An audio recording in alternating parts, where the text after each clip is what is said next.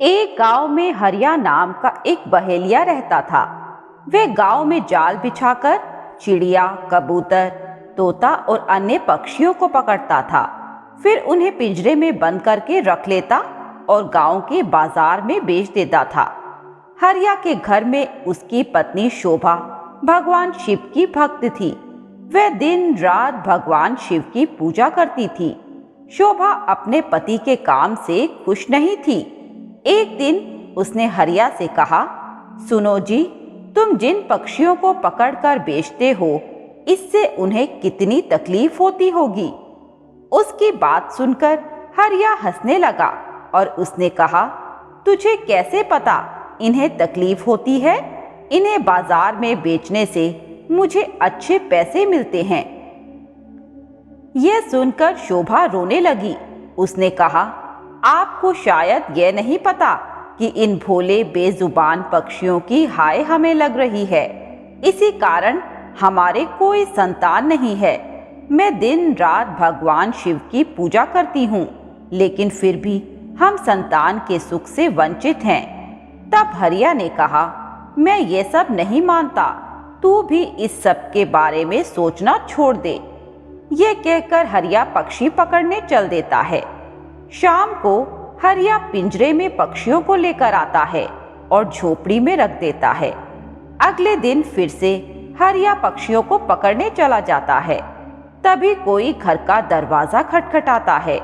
शोभा दरवाजा खोलकर देखती है तो उसके सामने एक ब्राह्मण अपनी पत्नी के साथ खड़े थे। शोभा उनसे कहती है, महाराज, आप लोग कौन हैं? तब ब्राह्मण कहता है, बेटी, हम बहुत दूर से कुछ दिन इस गांव के शिव मंदिर में अमर कथा वाचने आए हैं, इसीलिए घर घर जाकर उसका निमंत्रण दे रहे हैं। तुम भी कल से अपने परिवार के साथ कथा सुनने जरूर आना। यह सुनकर शोभा बहुत खुश हुई। उसने कहा, हे ब्राह्मण देवता, मेरे तो भाग्य खुल गए। ऐसा अवसर तो किस्मत वालों को मिलता है, परंतु आप दोनों की रहने की व्यवस्था कहाँ है? तब ब्राह्मण ने कहा, बेटी, मंदिर के पंडित जी ने हमारा रहने का इंतजाम मंदिर में ही कर दिया है और इस गांव में जो भी हमें सम्मान और प्यार से भोजन कराएगा, हम भोजन कर लेंगे। यह सुनकर शोभा की आंखों से आंसू बहने लगे। उसने रोते हुए कहा, महाराज, मैं बहुत गरीब हूँ, लेकिन मेरी इच्छा है कि जब तक आप इस गांव में रहें, आप मेरे घर पे भोजन करें, परंतु मेरे घर में रूखा सूखा है जो आपको पसंद नहीं आएगा। यह सुनकर ब्राह्मण की पत्नी बोली, बेटी, तुम चिंता मत करो। यदि तुम्हारी इच्छा हमें भोजन कराने की है तो हर दिन हम तुम्हारे घर पर ही भोजन करेंगे। तुम्हारे रूखे सूखे एक निवाले से ही हमारी तृप्ति हो जाएगी। यह सुनकर शोभा बहुत खुश हो गई। उसने कहा, मैं आपके लिए भोजन तैयार करती हूँ। तब ब्राह्मण ने कहा, माई, तुम भोजन तैयार करो, हम पूरे गांव में निमंत्रण देकर तुम्हारे घर आएंगे। यह कहकर दोनों चले जाते हैं। शोभा भोजन तैयार करती है। कुछ समय बीत जाने के बाद दोनों पति पत्नी शोभा के घर भोजन करने आ जाते हैं। जब वे भोजन करने बैठते हैं, तभी ब्राह्मण की नजर पिंजरे में पक्षियों पर पड़ती है। वे उठकर खड़े हो जाते हैं। शोभा उनसे पूछती है, महाराज, क्या मेरे से कोई भूल हो गई? ब्राह्मण ने क्रोधित होते हुए कहा, तुमने इन बेजुबान पक्षियों को पिंजरे में कैद कर रखा है। हम तुम्हारे घर भोजन नहीं कर सकते। तुम भगवान शिव की अमर कथा सुनना चाहती हो और उनके प्रिय कबूतरों को तुमने कैद कर रखा है।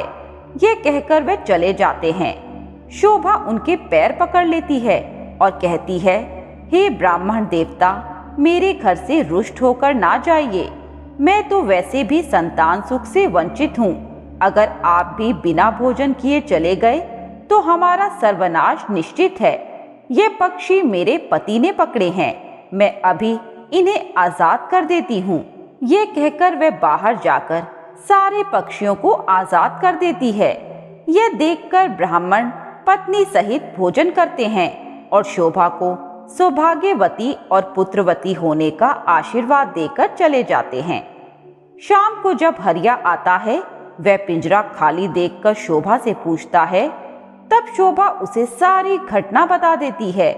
हरिया गुस्से में कहता है, मैं इतनी मेहनत से पक्षी पकड़ कर लाया था, अब तूने सब पक्षी उड़ा दिए।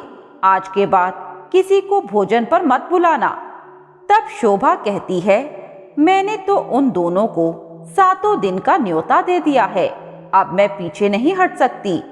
उन्होंने मुझे सौभाग्यवती और पुत्रवती होने का आशीर्वाद दिया है। अमर कथा वाचने वाले सच्चे ब्राह्मण का आशीर्वाद कभी बेकार नहीं जाता। अगर उन्हें भोजन नहीं कराया और उन्होंने गुस्से में श्राप दे दिया तो हमारा सर्वनाश हो जाएगा। आप केवल 7 दिन तक पक्षियों को मत पकड़ना, बाद में जो चाहे कर लेना। हरिया को हार कर उसकी बात माननी पड़ी।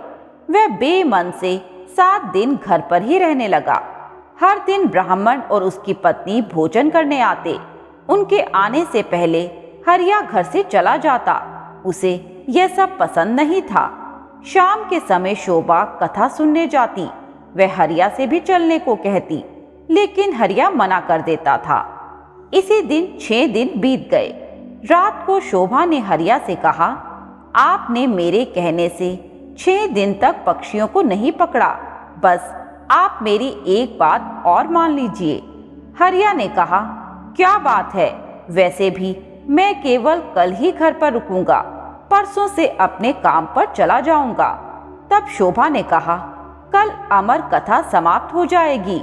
मैं चाहती हूँ आप कल मेरे साथ मंदिर में कथा सुनने चले और वहां से वापस आने के बाद ब्राह्मण और उसकी पत्नी को अंतिम बार भोजन कराकर उनसे आशीर्वाद ले। क्या पता उनके आशीर्वाद से हमें संतान का सुख मिल जाए। हरिया उसकी बात सुनकर अगले दिन कथा सुनने चल देता है।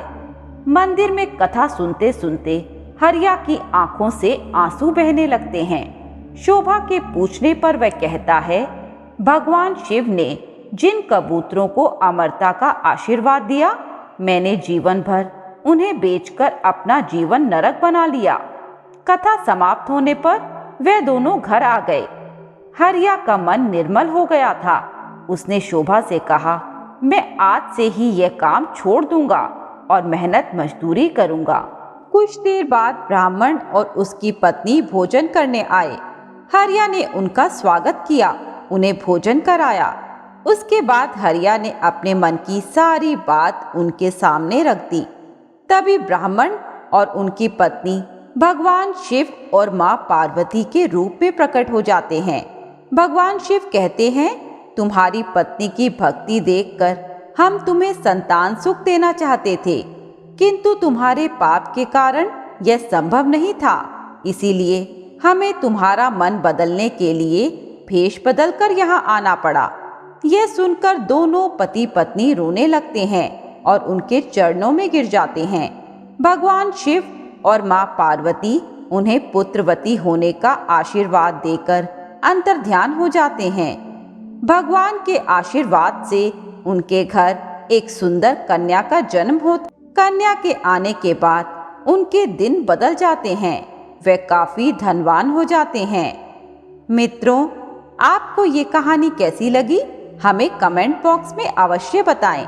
साथ ही ऐसी नई नई कहानियों के लिए हमारे चैनल वैदिक मंथन को सब्सक्राइब करें।